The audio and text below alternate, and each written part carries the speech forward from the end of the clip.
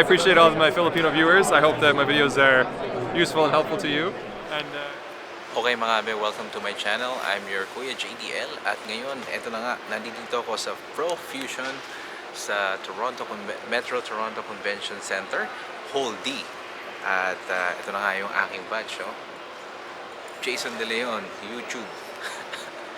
Parang pag-aari ko yung YouTube. Anyway, so excited ako sa program na ito. 2019 ko pa gustong magpunta sa workshop na to o sa symposium na to, pero ngayon lang natuloy because of the pandemic. So ngayon excited ako, nakikita ko na yung mga napapanood ko sa YouTube. Yung Fuji guys nandito na rin. As you know, I'm using Fuji as my main camera for my content, so excited na ako. So mamaya papakita ko sa inyo sa loob kung ano yung mga nandoon at kung medyo makapag-shopping tayo ng konti, sana all, diba? Alright. Yep, go ahead. You're good to go. Perfect. Thank you so much.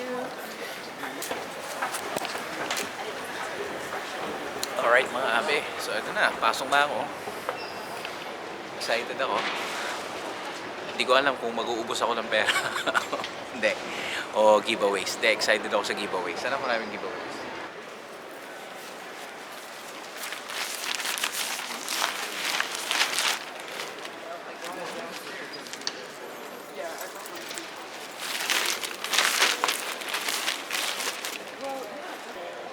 So, eto na mga abe. Nakapasok na kami. Ito na yung exhibit. Medyo maaga pa. Kaya, try na natin maglipot-lipot. Ililipot ko na kayo. Dito yung may isa sa mga pinakamalaking booth dito, ang Sony. Alam niyo naman, ang Sony ang isa sa mga pinakamalaking player pagdating sa mga gear. Especially for content creator, photographers, and videographers. So, ito yung kanilang backdrop. Mamaya may mga demonstration ng shooting. Hi. And ito yung kanilang mga gears, no? Nandyan lahat yan. Kita nyo, nilahirahan natin yun mamaya. Nandyan yung mga technician nila, yung mga so iba't ibang klase yan, product line. Right. Okay mga abe, para sa mga live streamer na mahilig kumanta, ito para sa inyo. Rode microphone boot. Alright. So ito yung iba't ibang klaseng Rode microphone lineup nila. Syempre, ang pinaka-paborito kong ginagamit, ang Rode Wireless Go, no? And ito yung iba't ibang microphone for vlogging and for video content creating. Ito yung pang podcast setup. Alright. So yung mga singer natin, nandiyan. Okay. Yung mga, ito yung magugustuhan nyo. Especially podcast setup, nandito yan.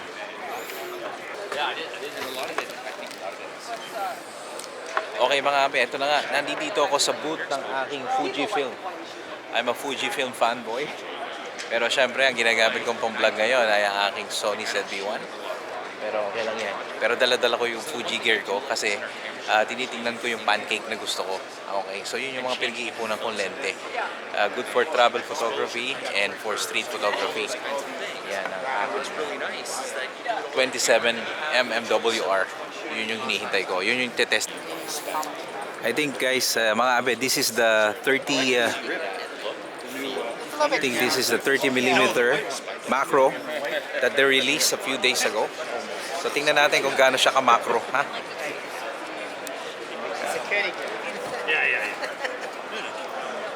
so they're definitely not. Okay, ang bilis ng focus, ha? Okay, macro 0.01mm focus length. Magaang.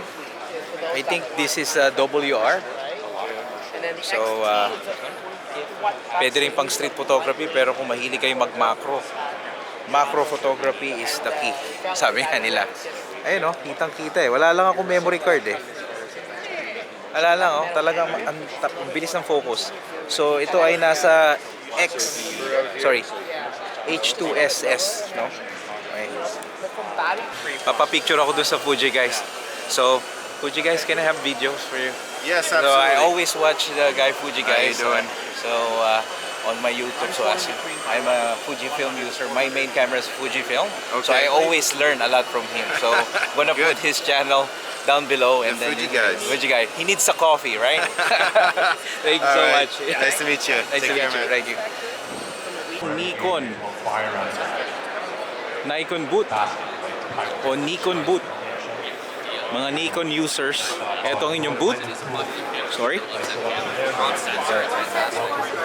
So, this is their front. So that's 4.5 frames a second.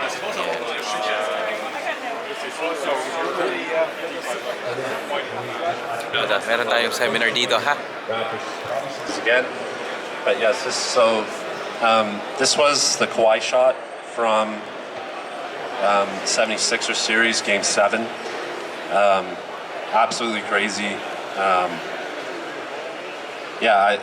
Every time I look at it, I don't know what else really to say about it, but I know you guys all know the moment. But if you look at this video, you can see the strobes going off, and those strobes, see those flashes? And then you see when the ball goes in, you see a flash go. So that was the strobe that hit this, right? So the difference is when you're shooting on strobes is like my A1s, like Sony A1s, they do 30 frames a second, right? Which is amazing. But with strobes, you have to wait for them to recharge. So you only get maybe a picture a second rather than 30 frames a second. I'm not gonna stand here and tell you that I predicted this was going to happen. But very, very, very, very thankful that I hit the button the moment the ball, finally went in the hoop. The thing that's cool about this photo, like I don't think this would have been the same photograph if the ball just went right into the net, right? Because the whole thing is like, it's like a poetic tension almost, like years of Raptors like just being on the cusp of getting over that hump, right? And then finally they have a moment to do it here, and the ball hits the rim 4 times before we all finally get to release, that energy. So no, if he shot that ball and that ball went right into the net, he would have just jumped up. Still would have been an amazing moment. But what makes it cooler is that it did bounce on the rim 4 times, and that gave him enough time to kneel down, and then everybody, just enough time to build, all that tension throughout the photograph. I'll show you quickly. Some people like to see this. So this is the whole sequence. And again, you remember I'm shooting on strobe, so I'm shooting 1 picture per second. I'm not shooting 30 frames a second like I can normally with, or 20 frames a second like you can with an A9. But yeah, inbound, right? Just keep shooting. This is the first picture. I didn't love it because the strobe cast a shadow from Embiid's hand on Kawhi's face. I didn't like that. Right, ball up, okay, that's fine. Got a bit of weird look on his face, but the ball's out of the frame. So here, and you can see, this is like the ball from going from here to there, like that's just, the strobes going. Like I don't have anything else in between. So here it comes. This was okay. This is cool because it shows it hitting the rim.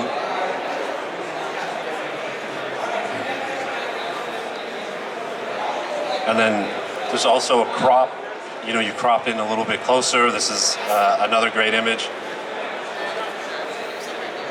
Right? And then obviously the one of the ball going right through the iron is the one. So yeah, it's a pretty wild photo. Every time I talk about it, it's pretty cool. But anyways, that's what I got for today. I will be hanging out a little bit back here. If there's any questions too right now, if you guys want to ask, I think we got like 3 minutes.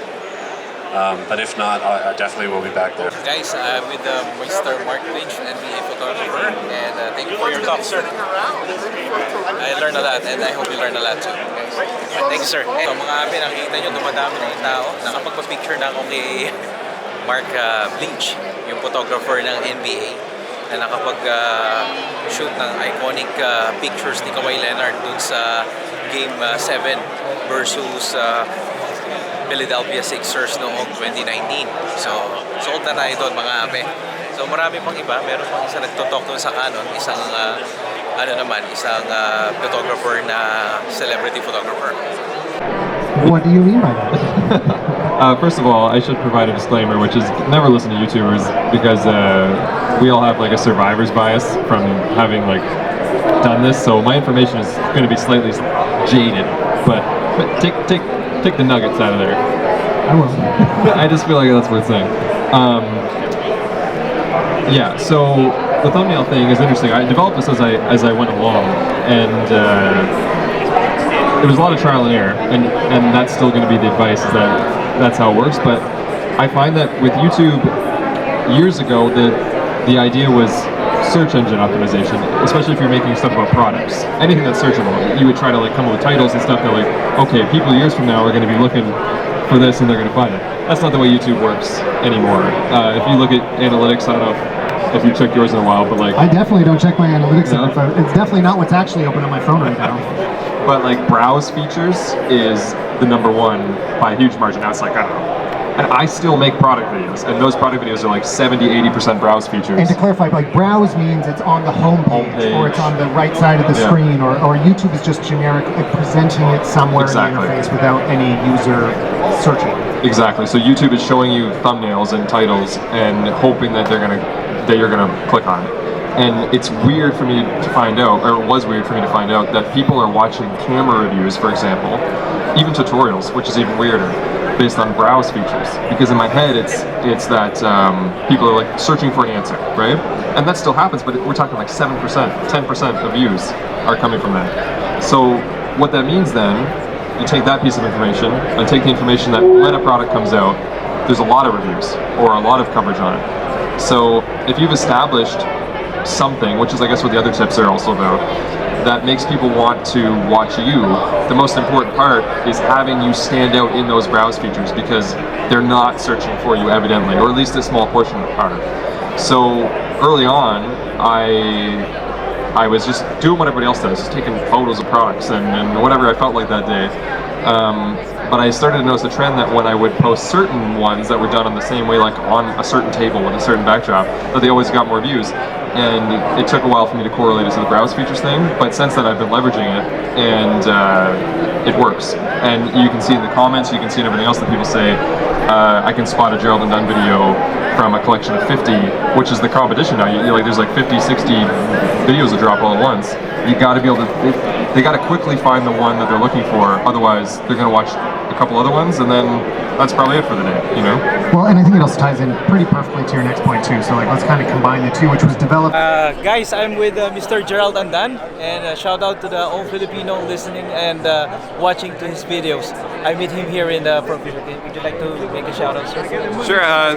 Anybody, this is a Filipino audience? Yes, sir. Well, I appreciate all of my Filipino viewers. I hope that my videos are useful and helpful to you. And thanks for having me on. Sir, I like the one that you discussed about analytics a while ago, the browse features. Yeah. Because I always check my analytics too. You got to. Well, I mean, maybe it's not good for you, but it helps. Yeah. Yes, sir. It helped a lot, and thank you for everything that you said a while ago. My pleasure. All right. Thank you, care. sir. Cheers. Thank you. Bye. All right, guys. That's Mr. Gerald Andan, and I'm done today. And okay mga ambe, ito na nga po yung mga naganap ngayong unang araw ng ProFusion Pro Imaging Expo dito sa Toronto, Canada, kung saan po ang inyong lingkod ay umattend, at inaasahan meron pa pong ikalawang araw ito. Kinabukasan, ito po ay mag-uumpisa mula alas 10 ng umaga hanggang alas 5 ng hapon. At inaasahan na marami din pong pupuntang mga photographers and videographers na magde-demo at magbibigay ng kanilang mga seminars sa mga a-attend. Muli, ako po ang inyong lingkod, Kuya JDL, mula dito sa Toronto, Canada.